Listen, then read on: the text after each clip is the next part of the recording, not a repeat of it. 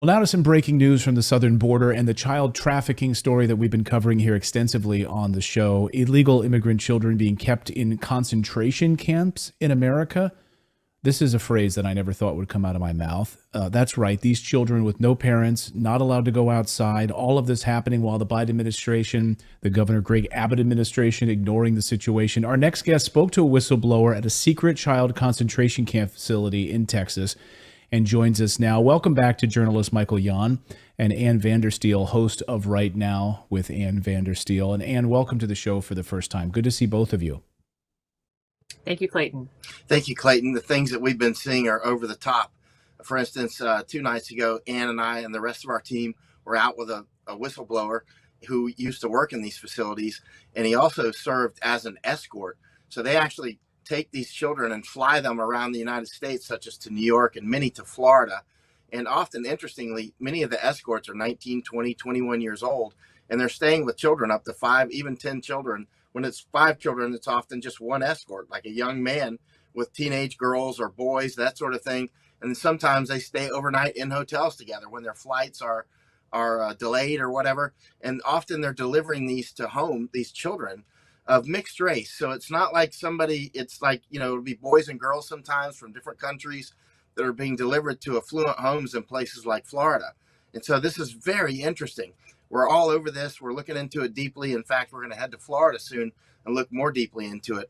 But Ann saw a lot of things that I didn't see as well. The part that was so... Yeah, tell me what you saw. You've been over the past few days at a Walmart facility speaking with these whistleblowers. We have images here and videos that you guys have sent. There's sort of a checkpoint. You pull up to an old Walmart and there's a checkpoint to even get onto the premises. Just tell me what you saw, Ann. Well, what's so frankly deeply disturbing on all of this is the fact that you have corporations like Walmart that are now turning their closed facilities. Remember, we lost a lot of businesses during COVID, and most of the ones that survived were the Walmarts and the Home Depots. But in fact, Walmarts did close all over the country, and they're being rehabbed into these facilities that house up to 5,000 migrant children in one building. So you can imagine the conditions where they're not even allowed outside, and you have the parking lot cordoned off right there in the open where other businesses and retail pads are still open, and people know what's going on in the community. They're aware that they're holding all these migrant children. You have security that when you pull up and you pull out cameras, walkie-talkies and security guards appear everywhere and start to surround you to make sure you're not videotaping these facilities, which are right out in the open. Southwest Key Programs is one of the non-governmental organizations that I've been tracking for about 3 years now.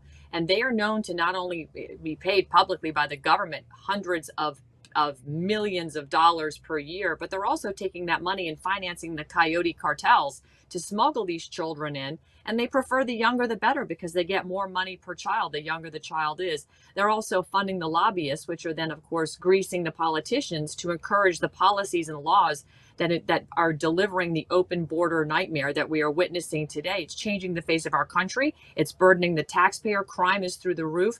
And frankly, Governor Abbott shut the border during COVID, Clayton. He could shut the border right now. Instead, he's visiting with the mayor of McAllen, Texas, having big, summits down here in McAllen, Texas, congratulating McAllen for their tax revenue growth in the retail sector, and they're encouraging paving over agriculture so that they can expand the international bridge into Mexico and bring in the fruits and vegetables from Mexico over and above the Made in USA label. So all of this World Economic Forum agenda is playing out right here on the southern border, and Texas is going to lose their electoral college if this progression changes. But again, frankly, it's at the expense of the children, which is the real profit center for these NGOs and frankly for the federal government becoming the largest human trafficking purveyors in the world. I know when we say that, right, we say the United States government is the largest purveyor of human trafficking in the world.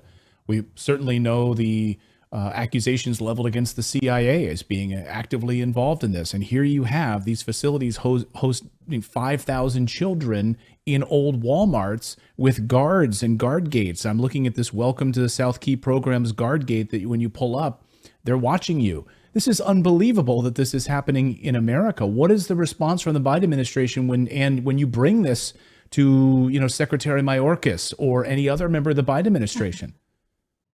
I'm glad you brought up Secretary Mayorkas, Clayton, because a team of researchers has done a deep dive, led by an attorney, Todd Callender, who's actually got a case in front of the 10th Circuit, taking it to the Supreme Court, questioning the validity of these vaccines and what it does to your sovereignty based on the 13th Amendment. Setting that aside, this team has uncovered the fact that Secretary Mayorkas and every member of the Biden administration, including Kamala Harris, including federal judges, including U.S. Attorney Matthew Graves, all have deficient, defective, or non existent oaths of office on file. What do I mean by that? When you swear to uphold and defend the Constitution, you have to do two-part process. One is 5 USC 3331, where you put your hand on the Bible and raise your right hand and swear to uphold the Constitution.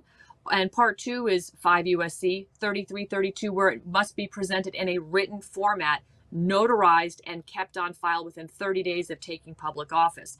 These people are deficient, defective, or non-existent when it comes to that second part of the oath, which then begs the question, to whom do they really have an allegiance? Are they even up for treason based on the activities they're engaging with this open border policy? And of course, just the abuse of these children is unfathomable what's going on right now.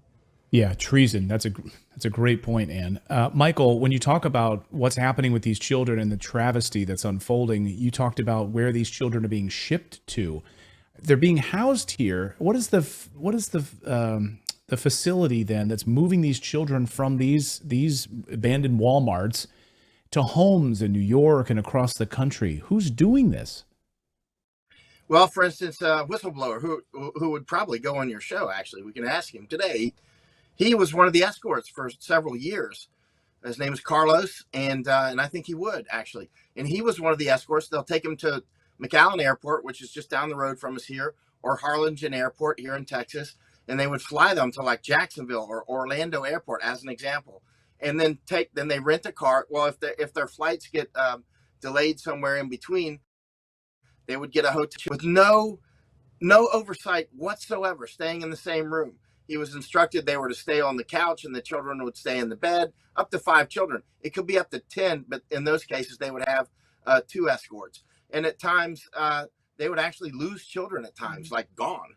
And nobody knows what happened to them. Oh, yeah. And then so they deliver them to homes, right? They deliver them to homes in affluent areas. I ask, and Ann and I ask, we must have interviewed him for 10 hours between the 2 days, right?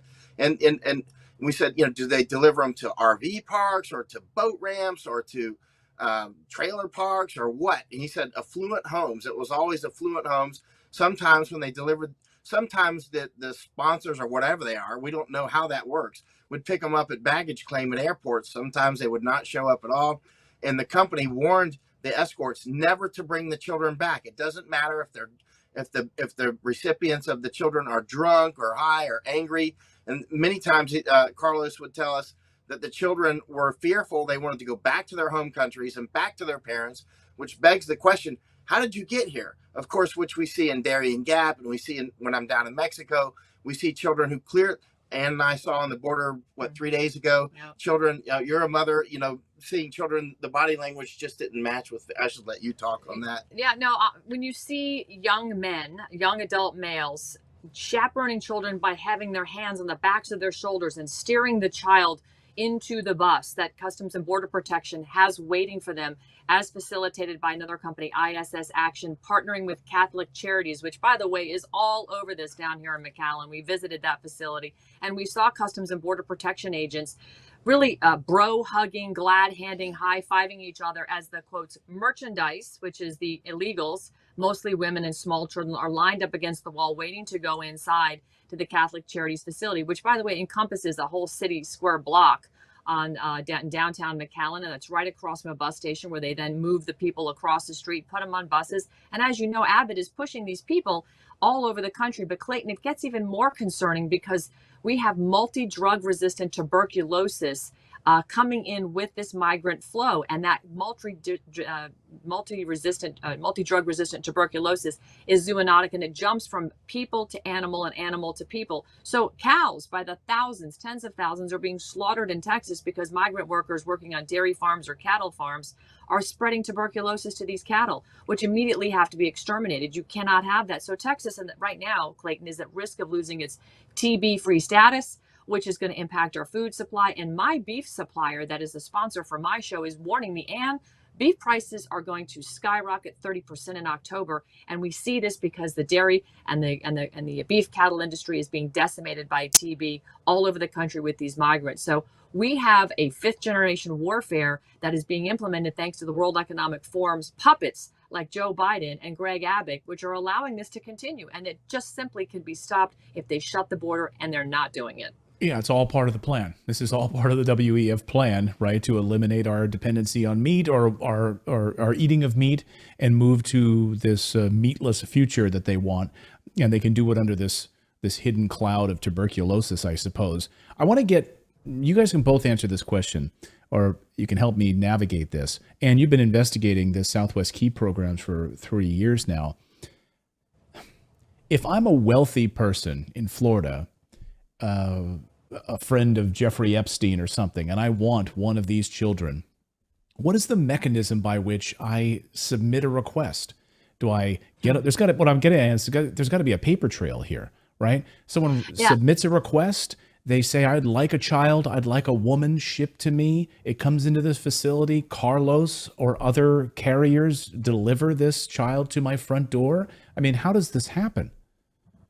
So that's an excellent question. In fact, we're looking into that right now because the way the organization, the NGOs are set up, you have somewhere between 5 and 10 critical people at the very top that own the organization, whether it's SLS, MBM, Southwest Key Properties, or any of the other big 10 NGOs that are in the country that are hosting tens of thousands of children, or actually hundreds of thousands of children countrywide.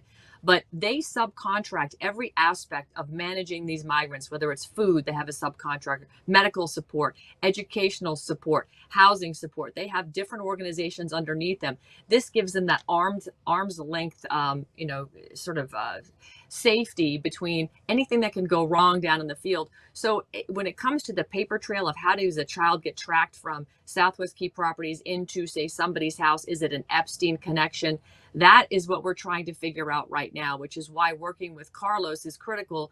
He has, believe it or not, and this is a saving grace, this is why this whistleblower is so explosive and why it's going to be so critical to unpacking all this and shutting it all down and forcing Congress to defund these NGOs and to put pressure on to close them countrywide. Every single Walmart and whatever they're being housed in needs to be shut down. He has the names of children from flight logs where he took them. He has the names of children where he's been told, go to this address in Florida and deliver the child in Florida or upstate New York. 2 areas that were sort of the hotbeds for where these children, and again, you look at Florida, New York, where did Epstein have a lot of connections? Florida, New York. Where did Nexium have a lot of connections? Florida, New York. So it's the same pattern. It's the same people. It's just a matter of now finding the next whistleblower that's connected to one of these sub NGOs that will show us that paper trail, because we aren't there yet. We have delivery to a receiving quote sponsor, but we don't have how that request came in. Rest assured, Clayton, we're going to get that because we're getting this close now. We understand how the operations are coming together. And Michael and I are meeting with members of Congress in the next couple of days to put that pressure on and to really engage media, new media, alternative media, and hopefully even the lamestream fake news will finally jump on this because the jig's up. And those people are going to have to start speaking about what's really going on. We're going to force their hand on all this, Clayton. So thanks for at least giving us the platform you built. I love it. I mean, the work that you guys are doing is second to none. And we need more human beings like you in this world. What you both are doing is astonishing. Michael, have you seen any of these children? I know you've been on the hunt. You've certainly shared with us videos over the past few months of tents and baby bottles and all of the accoutrements that are being used to shuttle these children across. These facilities are locked down and blocked. Have you witnessed children coming outside, or have you seen any of that?